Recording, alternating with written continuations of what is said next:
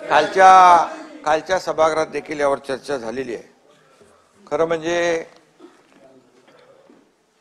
आपण मराठा समाजाला टिकणार, कायद्याच्या चौकटीत बसणार, ओबीसी इतर समाजावर अन्याय न करता टिकणार आरक्षण देण्याचा निर्णय सरकारने घेतला होता।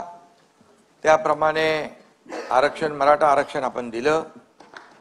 मराठा आरक्षण दिलं आणि मी एवढंच सांगतो की एक मताने आपण मराठा आरक्षण दिलं आणि इतर कुठल्याही समाजावर अन्याय न करता आपण ते आरक्षण दिलं। आता मी एवढंच सांगतो, आपण बैठक घेतली होती एकदा सह्याद्रीमध्ये सर्व पक्षीयांची, बरोबर ना? आणि त्या बैठकीमध्ये एक मताने आपण निर्णय घेतला होता की मराठा समाजाला न्याय मिळाला पाहिजे। मी थोडा पार्श्वभूमी जी आहे ती सांगू इच्छितो। आणि त्याप्रमाणे सर्व पक्षाचे नेते आणि आपण एक मताने ठरवलं की इतर कुठल्याही समाजाला धक्का न लावता आपण मराठा समाजाला आरक्षण द्यायचं। ते आरक्षण आपण दिलं। आता आरक्षण दिल्याबरोबर हे आरक्षण टिकणार नाही अशा प्रकारची चर्चा बाहेर सुरू केली। खरं म्हणजे दुर्दैवी आहे। जर आपण आणि यामध्ये आरक्षण टिकणार नाही याची कारण आहेत कोणाकडे, तर कारण नाहीत, पण आरक्षण टिकणार नाही। माझं सभापती महोदया या सभागृहाला देखील सांगणं आहे की गेले अनेक वर्ष मराठा समाज आरक्षणासाठी मागणी करत होता। अनेक आंदोलनं झाली, 56 मोर्चे, लाखांचे मोठे मोर्चे या मुंबईमध्ये झाले, अतिशय शांततेने झाले आणि ते मोर्चे शिस्तबद्ध पद्धतीने झाले। त्या मोर्चाची कोणी टिंगल चेष्टा केली हा विषय मी आज बोलत नाही, परंतु एवढ्या शिस्तीने मोर्चे निघालेले संपूर्ण देशाने जगाने पाहिले आणि मराठा समाज संयमी आहे, मराठा समाज शिस्तीने वागणारा आहे अशा प्रकारचं त्यांच्या त्या मोर्चांमधून त्यांनी स्पष्ट करून दिलं। आता या आरक्षण देत असताना मनोज जरांगे पाटील यांनी मराठवाड्यातल्या कुणबी प्रमाणपत्र ज्यांच्या नोंदी जुन्या आहेत त्यांना कुणबी दाखले मिळत नाहीत अशा प्रकारची मागणी केली। मी आपल्याला सांगू इच्छितो सभापती महोदया, जवळपास संपूर्ण या आपल्या राज्याची यंत्रणा, मराठवाड्याची यंत्रणा कामाला आपली लागली। प्रत्येक जिल्ह्यामध्ये एक विशेष कक्ष स्थापन केला। 2-2.5 लाख लोक काम करत होते आणि ज्या नोंदी सापडत नव्हत्या त्या सापडू लागल्या। ज्या नोंदी, त्याचा कायदा होता पूर्वीपासून, मराठा समाजाच्या नोंदी असतील तर त्यांना प्रमाणपत्र मिळालं पाहिजे 1967 पूर्वीच्या, ते आम्ही सुरू केलं। त्यानंतर आणखी त्यापुढे जाऊन आपण जस्टिस शिंदे समितीला हे काम दिलं। जस्टिस शिंदे समिती इतक्या म्हणजे बारकाईने त्याच्यावर काम करत होती की मनोज जरांगे पाटील स्वतः म्हणाले की जस्टिस शिंदे समितीचं काम अतिशय उत्तम आहे आणि यांना आणखी आपण मुदतवाढ दिली पाहिजे। मग तेलंगणा, हैदराबाद या ठिकाणचे देखील जी काही रेकॉर्ड्स आहेत जुनी, ती रेकॉर्ड जसं जसं ते सांगत गेले तसं तसं आपण त्या ठिकाणी करत गेलो, हे मी मुद्दाम सांगतो। आणि पूर्णपणे सरकारने मराठा समाजाला न्याय कसा मिळेल या बाबतीमध्ये भूमिका घेतली। भूमिका घेत असताना जरांगे पाटील यांनी पहिलं कुणबी नोंदी ज्या जुन्या आहेत तो कायदा आपला आहे, 2000चा कायदा आहे, 2012चे रूल्स आहेत, 1967 पूर्वीचे जे काही दाखले आहेत, नोंदी आहेत, त्यांना आपण ब्लड रिलेशनला यामध्ये आपण द्यायचा निर्णय घेतला, त्याप्रमाणे प्रमाणपत्र देऊ लागलो। त्यानंतर मनोज जरांगे पाटील यांनी दुसरी मागणी या ठिकाणी केली की सरसकट पाहिजे। सरसकट हे आरक्षण प्रमाणपत्र हे देताच येणार नाही। त्यांना सांगितलं कायदेशीर हे टिकणार नाही, कायद्याच्या कसोटीवर टिकणार नाही। अनेक लोक कोर्टात गेले होते, त्यांचे सहकारी देखील कोर्टात गेले होते, परंतु कोर्टाने ते फेटाळलं, रिजेक्ट केलं। आणि म्हणून आम्ही त्यावेळेस असं इतिहासात पहिल्यांदा झालं, 3 निवृत्त न्यायाधीश आम्ही तिकडे पाठवले आणि त्यांना ज्या काही चर्चा होती ती चर्चा केली। त्यानंतर मग दुसरा विषय आला, हे गेल्यानंतर मग सरसकट नंतर सगळे सोयरेचा विषय आला। त्याच्यानंतर मराठवाड्याची व्याप्ती सोडून अख्ख्या राज्याला तुम्ही कुणबी प्रमाणपत्र द्या कुणाची मागणी नव्हती. त्यांचं म्हणणं होतं आम्हाला मराठा आरक्षण पाहिजे. इतर लोकांना मराठवाड्यामध्ये कुणबी प्रमाणपत्र पाहिजे, हे मिळत नव्हते, ते मिळू लागले. आणि इतर मराठवाडा सोडून ज्या लोकांची मागणी होती आम्हाला मराठा आरक्षण मिळालं पाहिजे. आता मराठा आरक्षण म्हणजे मागण्या त्यांच्या कशा बदलत गेल्या, म्हणजे यामध्ये नंतर मग ओबीसी मध्ये द्या, मराठा आरक्षण 10% आपण जे दिलं, मराठा आरक्षण 10% दिलं, हे कायद्याने दिले, आपण कायद्याने दिलेलं आहे आणि कायद्याच्या कसोटीवर टिकणारं आरक्षण आहे. सुप्रीम कोर्टाने देखील त्याच्यामध्ये एक विंडो ठेवली होती, पॅरा 550. मी मागच्या वेळेस ते या सभागृहात सांगितलेलं आहे की अतिशय अपवादात्मक परिस्थितीमध्ये राज्य सरकारला 50%च्या वरती आरक्षण देता येत आणि परिस्थिती निर्माण झाली. आपण मराठा समाजाला 10% आरक्षण दिलं. 10% आरक्षण देताना सगळ्या बाबी विचारात घेतल्या. त्या सगळ्यामध्ये मराठा समाज, जसं सुप्रीम कोर्टाने, मी पुन्हा एकदा सांगतो, सुप्रीम कुणाच्या मनामध्ये संभ्रम असता कामा नये, दिलेलं आरक्षण टिकणार आहे. सुप्रीम कोर्टाने जे ऑब्झर्वेशन नोंदवली होती, मराठा समाज फॉरवर्ड आहे. बापट कमिशनने फॉरवर्ड दाखवला, मग त्यांनी म्हटलं हे गायकवाड कमिशनने या अहवालामध्ये बॅकवर्ड दाखवलं. आहे कसं काय होऊ शकतं? मराठा समाज हा फॉरवर्ड आहे. मग तुम्ही पहिलं त्याला बॅकवर्ड सिद्ध करा. सोशली आणि एज्युकेशनली बॅकवर्डनेस त्याचं सिद्ध करा. तुम्ही आयोग नेमू शकता, आयोगाचा अहवाल घेऊन तुम्ही कोर्टासमोर येऊ शकता. या सगळ्या बाबी सुप्रीम कोर्टाने निर्णय देताना त्यामध्ये मांडलेल्या आहेत. त्रुटी ज्या मांडल्या, या सगळ्या त्रुटी आणि सगळ्या बाबी आम्ही मागासवर्ग मराठा मागास समाज, जो आपला मागासवर्ग आयोग जो आहे, त्या आयोगाला या सगळ्या टीवार दिल्या आणि त्यामध्ये पूर्ण डिटेल अगोदरचा सर्वे, सॅम्पल सर्वे होता. जेव्हा आपलं आरक्षण रद्द झाल्यानंतर भोसले कमिटी आपण स्थापन केली. भोसले कमिटीला त्याचा अभ्यास करायला दिला. आपण हा अभ्यास करत असताना यामध्ये पूर्णपणे जी निरीक्षणं सुप्रीम कोर्टाने नोंदवली होती, त्या सर्व निरीक्षणाचा अभ्यास केला. ज्या त्रुटी दाखवल्या होत्या त्या त्रुटींचा अभ्यास केला.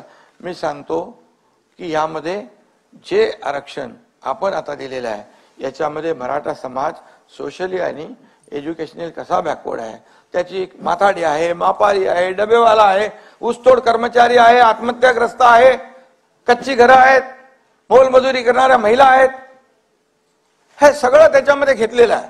अल्पभूधारक आहे, लँडलेस आहे आणि ज्या आत्महत्या झाल्या त्या आत्महत्यांमध्ये देखील मराठा समाजाचं खूप मोठं प्रमाण आहे.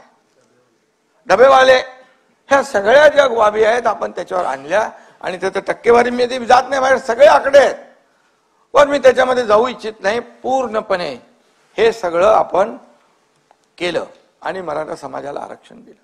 मला एवढंच सांगायचं आहे की इतके वर्ष मराठा समाजाला आरक्षण देण्याची काही लोकांना संधी होती, मग का दिलं नाही आरक्षण?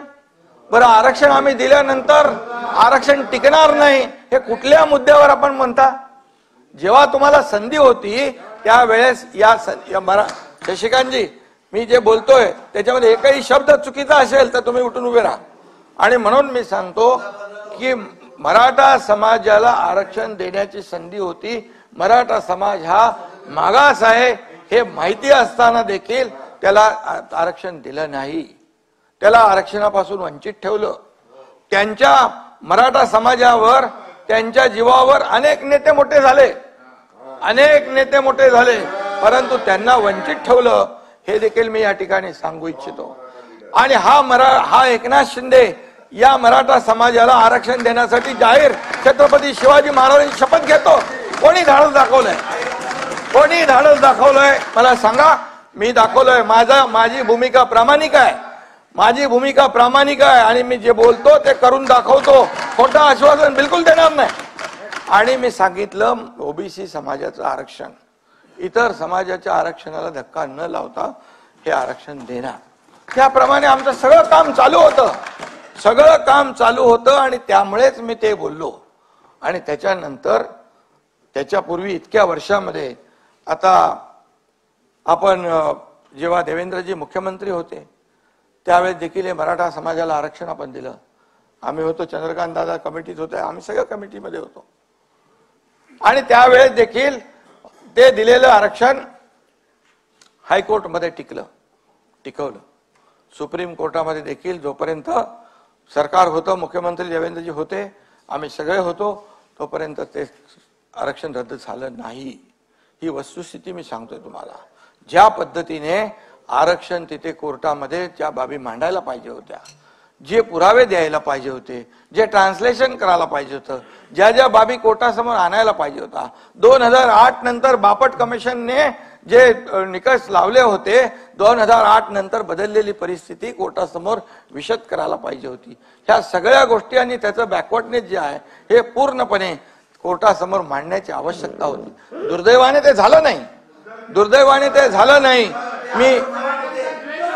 मी आणि म्हणून मी एवढंच सांगतो की ते टिकलं नाही. आणि मग तेव्हा कोर्टाने निर्णय दिला, त्या निर्णयाच्या अनुषंगाने आपण या सगळ्या आणि मराठा समाजाला आरक्षण देण्याबद्दल देवेंद्रजींच्या मुख्यमंत्री पद असताना आम्ही दिलं. मग असं असताना आता हे दिलेलं आरक्षण कसं टिकेल, कसं टिकलं पाहिजे, आपण सगळ्यांनी मिळून एकत्र एकमताने केलेलं आहे. मग त्याच्यावर शंका निर्माण करण्याचं कारण काय?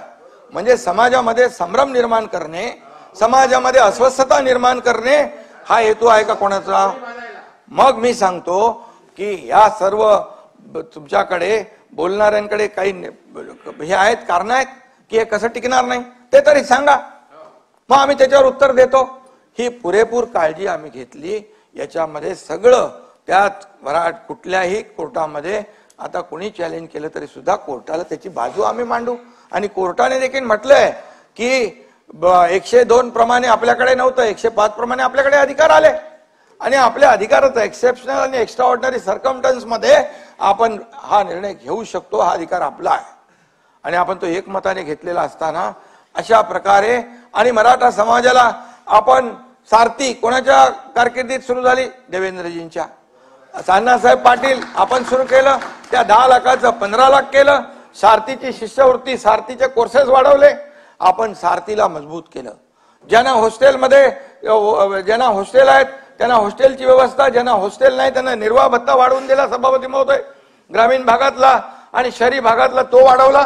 दादा बरोबर आहे. आपण 6,000 केले, वर्षाचे 60,000 बरोबर. आणि म्हणून आणि आपण त्याही वेळेस सांगितलं मराठा समाजाला ओबीसी प्रमाणे सगळे सवलती मिळतील. आणि हे सगळं करत असताना आज आणि अधिसंख्य पद जे मराठा समाजाला जे आरक्षण रद्द झालं ज्यावेळेस सुप्रीम कोर्टात, आणि या दरम्यान ज्यांचं सिलेक्शन झालं होतं जवळपास 4,500 ते 5,000 लोक, कोणी त्यांना हात लावत नव्हतं. मी सांगितलं मी फेस करेन, त्यांना नियुक्त्या द्या. 5,000 लोक तिथं काम करतायत. त्याचबरोबर मॅट मध्ये काही 500 लोक गेले, एमपीएससी आणि इतर लोक मॅट मध्ये गेल्यानंतर हायकोर्टामध्ये एजी आणि आपल्या सर्व वकिलांना सांगितलं यांची बाजू लावून धरा. त्यांना देखील हायकोर्टाने त्यांच्या बाजूने निकाल दिला. ते 500 लोक कामाला लागले. हे प्रामाणिकपणे आपण केलंय. सरकारने प्रामाणिकपणे करत असताना या ठिकाणी अशा प्रकारचं बघा, मनोज जरांगे पाटील हा प्रामाणिकपणे मराठा समाजासाठी आंदोलन करत होता. त्याची राजकीय काही पार्श्वभूमी नव्हती. मी स्वतः गेलो तिथे, स्वतः गेलो, एकदा नाही 2 वेळा गेलो. कुठला मुख्यमंत्री जातो आपला सगळं प्रोटोकॉल बाजूला ठेवला, सगळ्या एवढ्या मोठ्या मॉब मध्ये मी गेलो स्वतः. शशिकांत शिंदे तिकडे होते. एवढ्या सगळ्या मॉब मध्ये असताना देखील मी तिकडे गेलो. आणि हे केल्यानंतर आज ज्या वेळेस मनोज जरांगे पाटील यांच्याशी आम्हाला काही त्यांचं देणं घेणं नाही, परंतु ज्या पद्धतीने सरकारने केलेलं काम मराठा समाजासाठी ते ऍक्सेप्ट करायच्या ऐवजी सरकारवर टीका करणं, त्याचबरोबर मला देखील मुख्यमंत्री म्हणून मला देखील माझी पण सगळे काय काढायची ती काढली, उपमुख्यमंत्री सगळे मंत्री. अरे असं कधी होतं काय? असं कधी चालतं काय? सरकार म्हणून आम्ही निर्णय घेणारे लोक, विरोधी पक्षाला सोबत विश्वासात घेऊन आम्ही निर्णय घेतला. आणि तो निर्णय घेत असताना मग एकेरी पद्धतीने बोलणं आणि त्यानंतर या सगळ्या गोष्टीचा कर केला की देवेंद्रजींना अगदी खालच्या पातळीवर त्यांच्यावर आरोप केला की त्यांना विष देऊन मारणार आहेत. आणि हे म्हणजे जेव्हा अशा प्रकारचं वक्तव्य त्यांच्याकडून होऊ लागलं, मी प्रेस कॉन्फरन्समध्ये देखील म्हणालो की ही भाषा जी आहे कार्यकर्त्याची नाही, ही भाषा राजकीय भाषा आहे आणि त्याच्या मागे कोण आहे? खरं म्हणजे आज आपलं हे महाराष्ट्र एक पुरोगामी महाराष्ट्र आहे. सगळ्या जातीपाती इथे एकत्र राहतात, एकत्र नांदतात, एकत्र काम करतात आणि जाती जातीमध्ये भांडणं लावण्याचं काम कुणालाही करता येणार नाही. आणि आम्हाला कळलं ते, त्यामुळे आम्ही ओबीसी बांधवांना देखील सांगितलं, तुम्ही तुमच्यावर कुठलाही अन्याय होणार नाही, सरकारवर विश्वास ठेवा. एकनाथ शिंदे आणि आमचं सरकार कुठल्याही परिस्थितीत खोटं बोलून कोणालाही फसवणार नाही, कोणालाही फसवणार नाही आणि काम काढण्यापुरतं, पुढे टाळण्यापुरतं कुठलाही निर्णय सरकार घेणार नाही, हे स्पष्टपणे आम्ही सांगितलं. नोटिफिकेशनचा विषय पण आपल्या समोर आहे. नोटिफिकेशनवर 6 लाख आक्षेप आले आणि कुठल्याही कायद्याच्या बाहेर जाऊन सरकार कुणाला तरी खुश करण्यासाठी आम्ही कुठलंही असं खोटं आश्वासन देणार नाही, हे मी स्पष्टपणे अनेक वेळा सांगितलेलं आहे. आणि म्हणून कुणबी प्रमाणपत्र ज्यांना पाहिजेत, ज्यांच्या नोंदी आहेत त्यांना कुणबी प्रमाणपत्र मिळत आहेत. आज मराठा समाजाला आरक्षण 10% आपण दिलेलं आहे, हे 10% आरक्षणाचा लाभ देखील या मराठा समाजाला मिळणार आहे. आणि म्हणून अशा प्रकारे कोण याच्यावर कोणी आपले प्रवीण दरेकर बोलले असतील, आणखी कोणी बोलले असतील, आपणही बोलला असाल, याच्यामध्ये काही लोकांनी हे मीडियावर, सोशल मीडियावर चर्चा केली, जे मनोज जरांगे पाटील सोबत काम करणारे होते, त्याच्यामुळे ही सगळी चर्चा झाली. आणि मग चर्चा झाल्यानंतर रात्री कोण गेलं, सकाळी कोण गेलं, नेहमी कोण तिकडे जातो, ह्या सगळ्या गोष्टी लपत नाहीत. ह्या कुठल्याही गोष्टी लपत नाहीत. दगडफेक झाली त्यावेळचा देखील पूर्णपणे अहवाल पोलिसांकडे, साईडीकडे आहे. कोणी दगड जमा केली, कोणी दगड मारायला लावली, ह्या सगळ्या गोष्टी काय लपतात का? आतापर्यंत बिलकुल सरकार पूर्णपणे एक सहानुभूती, एक मराठा संयम ठेवला होता. अरे जाळपोळ करायला लागले, आमदारांचं घर जाळायला लागले, त्याच्या घरात फॅमिली असताना एसट्या जाळून टाकल्या, सगळं मालमत्ता जप्त केली. आणि मग अशा परिस्थितीमध्ये सरकारने काय करायचं? हातावर हात बांधून बसायचं? हायकोर्टाने देखील सांगितलं, बाकी सर्व समाजाचं आणि महाराष्ट्रातल्या जनतेच्या जीविताचं रक्षण करायचं काम, कायदा सुव्यवस्था राखण्याचं काम सरकारचं आहे.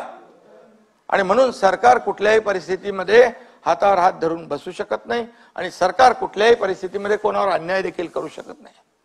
आज प्रामाणिकपणे आंदोलन होतं, प्रामाणिकपणे मंत्री गेले, मुख्यमंत्री गेले, सगळे अधिकारी गेले, सगळे आम्ही पाठवले. परंतु एक कुठेतरी एक माणसाने कायद्याच्या चौकटीमध्ये जे नाही बसणार त्याची मागणी करणं हे योग्य आहे का? आणि म्हणून ज्या गोष्टी बाहेर येत आहेत आणि देवेंद्रजींना हे करणं, आता कोणीतरी म्हणालं, अंबादास तुम्ही म्हणालात की मुख्यमंत्र्यांच्या बद्दल ते बोलत नाहीत, ह्यांच्याबद्दल बोलतायत, म्हणजे आमच्यामध्ये काही दुफाळी होणार नाही. कारण माझ्याबद्दल पण बोललेला आहे तो, आणि जरी नसेल बोलला तरी सुद्धा सरकार म्हणून आमची कलेक्टिव्ह जिम्मेदारी आहे, कलेक्टिव्ह जबाबदारी आहे. त्यामुळे अशा प्रकारचं हे देखील मनोज जरांगे पाटील यांच्या तोंडून जे येतंय, मग का नाही बोलणार हे लोक की मग ही भाषा कुणाची आहे? हे सगळं स्ट्रॅटेजी कुणाची आहे की एकावर आरोप करायचं, दुसऱ्याला सेफ ठेवायचं? पण आमच्या सरकारमध्ये कुठलाही निर्णय, मी घेतलेले प्रत्येक निर्णय दोन्ही DCM, आमचे संबंधित मंत्री यांच्याशी चर्चा करूनच शेवटी हा राज्याचा एक संवेदनशील विषय आहे.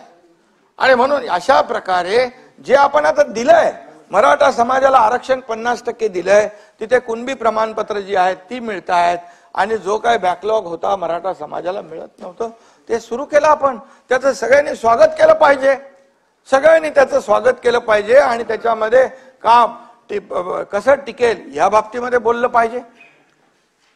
आणि म्हणून मला वाटतं की याच्यामध्ये जे काही यांनी मुद्दे उपस्थित केलेले आहेत कोणी, आणि कायदा सगळ्यांना समान असावा, मी प्रेस कॉन्फरन्स मध्ये पण बोललो, कायद्यापेक्षा कोणी मोठा नाही. मुख्यमंत्री असला तरी तो सुद्धा नाही, कायदा त्यांनी पाळला पाहिजे. आणि म्हणून कायदा आपण या सार्वभौम या सभागृहामध्ये कायदे पारित करतो. या कायद्याचं उल्लंघन कोणालाच करता येणार नाही. जयंतराव, सगळ्यांनी कायदा पाळला पाहिजे आणि म्हणून कायद्यापेक्षा कोणी मोठा नाही. काय भाषा, काय हे करून टाका, ते करून टाका, हे झालं पाहिजे, ते झालं पाहिजे, हे बंद करा, हे गाव बंद करा, असं कधी झालं होतं आपल्याकडे? असं कधी झालं होतं आपल्याकडे? असं कधीच झालं नव्हतं. आणि म्हणून याच्यामध्ये बघा, आपल्याला मी सांगतो, हा आपला महाराष्ट्र आहे, आपली एक संस्कृती आहे, आपली परंपरा आहे आणि या सगळ्या गोष्टी ज्या आहेत याच्यामध्ये कुणाला उतरवा आणि काय काय भाषा, हा असं कसं काय होऊ शकतं? प्रत्येकाने आपली मर्यादा ओळखून बोललं पाहिजे. या देशाचे प्रधानमंत्री मोदी साहेबांनी जगात नाव केलं. आज आपल्याला त्याचा अभिमान असला पाहिजे. नाता भाऊ, जगभरामध्ये आम्ही जातो तर मोदीजींच्या नावाने, आपल्या देशाच्या नावाने सन्मानाने बोललं जातं, आदराने बोललं जातं. आज पूर्वी भारत बोलला की कोणी लक्ष देत नव्हतं, आज भारत बोलला की जग लक्ष देत आहे. याचं कारण जे संबंध जपलेले आहेत, कोविडमध्ये असेल, इतर वेळा असेल, इतर जगाला देशांना मदत. तुम्ही म्हणा आता मोदीजींच्या बद्दल चांगलं बोलतो, चांगलं केलं तर चांगलं. बाळासाहेबांनी आम्हाला शिकवलंय, जे चांगलं आहे ते चांगलं बोला. अंबादास बरोबर आहे, ज्या चांगल्याला चांगलं बोला आणि नाही ते खरं आहे. आणि म्हणून चांगल्याला चांगलं बोलण्याची सवय आमची आहे, ही शिकवण आमची आहे. वाईटाला वाईटाचे त्याला पण धडा शिकवायचं काम पण शिकवलेलं आहे. आणि म्हणून आज या देशाचे प्रधानमंत्री मोदी साहेब यांच्याबद्दल अशा प्रकारचे उद्गार काढणं हे शोभतं का? असं होऊ शकतं का? ही सरकारची जबाबदारी आहे. आणि म्हणून एका मर्यादेपर्यंत आपण टॉलरेट करू शकतो. एका मर्यादेच्या नंतर जेव्हा वाटलं या पाठवून यांच्या स्टेटमेंटला, बोलण्याला, भाषेला काहीतरी वेगळा राजकीय वास येतोय, त्यावेळेस मग मी पण बोललो की कायद्यापेक्षा कोणी मोठा नाही. कायदा हातात घेण्याचा अधिकार कोणालाही नाही आणि कायदा कोणी हातात घेऊ शकत नाही. शेवटी मला मुख्यमंत्री म्हणून इतर सगळे समाज जे आहेत त्यांची जबाबदारी आपली आहे. उद्या शशिकांत शिंदेच्या गाड्या अडवल्या आणि फोडल्या तर चालेल? नाही चालणार. तुम्हाला तुमच्या मागे सरकार उभं राहील. तुमच्यावर जरी झालं तरी आज सरकार तुमच्या पाठीशी उभं राहील. आणि मी सांगतो पुन्हा एकदा, जे मी जाहीरपणे शपथ घेतली तिथं मराठा समाजाच्या ऐवजी दुसरा कुठलाही समाज असता तर त्यासाठी देखील या एकनाथ शिंदेने ती शपथ घेतली असती. सगळ्यांना घेऊन सोबत आपल्याला हे राज्य पुढे न्यायचंय. राज्याचा विकास सुरू आहे. आणि म्हणून आज जे काही इथे चर्चा झाली, आता नारायण राणेंना एक झालं ना, आपण साक्षीदार होतो सगळे. ते तर केंद्रीय मंत्री होते, ताटावरनं उठवलं. एवढी घाई का होती? ताटावरून जेवताना उठवलं, एवढा काय गुन्हा होता? हनुमान चालीसा वाजवला, ते हनुमान चालीसा देशद्रोही गुन्हा दाखवून त्या खासदार महिला भगिनीला जेलमध्ये टाकून दिलं. 12 दिवस का 14 दिवस. कंगना रनावतला 80 लाख रुपये दिले, महापालिकेचे खर्च केले आणि ते घर तोडायला लावलं. तुमचा पत्रकार लोक किती लोक आहेत, किती अनाथा भाऊ त्यावेळेस झालं, पण आम्ही काही केलं नाही. आम्ही सूडबुद्धीने वागलो नाही. आणि म्हणून आता माझं एवढं म्हणणं आहे की जे काय आहे ही वस्तुस्थिती जी आहे ही समोर आली पाहिजे. चौकशी त्याची आपण मागणी केलेली आहे. त्या बाबतीमध्ये जे जे काही, आता मी डिटेल त्याच्यात बोलत नाही, SIT आपण त्याच्यामध्ये नेमू आणि SITच्या माध्यमातून जे जे काय आहे ते सत्य जे आहे ते सत्य बाहेर येईल, त्याची चौकशी होईल. आणि दूध का दूध पाणी का पाणी व्हायला पाहिजे. परंतु मी एवढं सांगतो, कोणालाही यामध्ये सूडबुद्धीने आकस्पोटी कुठलीही कारवाई कोणावर केली जाणार नाही. परंतु विरोधी पक्षाने देखील या मराठा आरक्षणामध्ये कुठपर्यंत आपण सहकार्याची भूमिका किंवा विरोधाची भूमिका किंवा राजकारणाची भूमिका घ्यावी हे ठरवलं पाहिजे. कारण हे आपण एकमताने निर्णय घेतलेला आहे, हे मी पुन्हा एकदा आपल्याला सांगू इच्छितो. आणि म्हणून माझी सगळ्यांना विनंती आहे की यामध्ये ज्या पद्धतीने कुणी माणूस असेल तो खालच्या पातळीवर बोलू लागला, जर एकेरी भाषेत बोलू लागला, खोटे नाटे आरोप करू लागला, तर त्याला बिलकुल पाठीशी कोणी घालता कामा नये. आणि म्हणून ज्या देवेंद्र फडणवीसांनी जे आरक्षण पूर्वी दिलं होतं ते मराठा समाजाच्या हितासाठी दिलं होतं, मराठा समाजाच्या ते विरोधात नाहीत.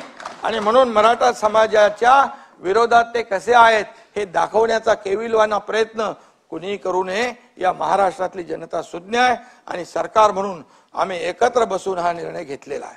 त्यामुळे माझी सगळ्यांना विनंती, याच्यामध्ये राजकारण कृपया न आणता एकमताने केलं ना. अरे भाई, एकमताने केलं, एकमताने केल्यानंतर बोलू लागले, हे टिकणार नाही. हे कसं टिकणार? हे टिकणार नाही. अरे का टिकणार नाही त्याचे कारण द्या. का टिकणार ते आम्ही सांगतो.